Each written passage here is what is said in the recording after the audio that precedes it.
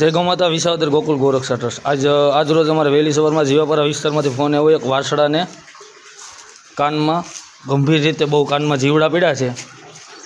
તાત્કાલિક પહોંચીને જો અત્યારે ગૌશાળાએ લઈ આવ્યો છું.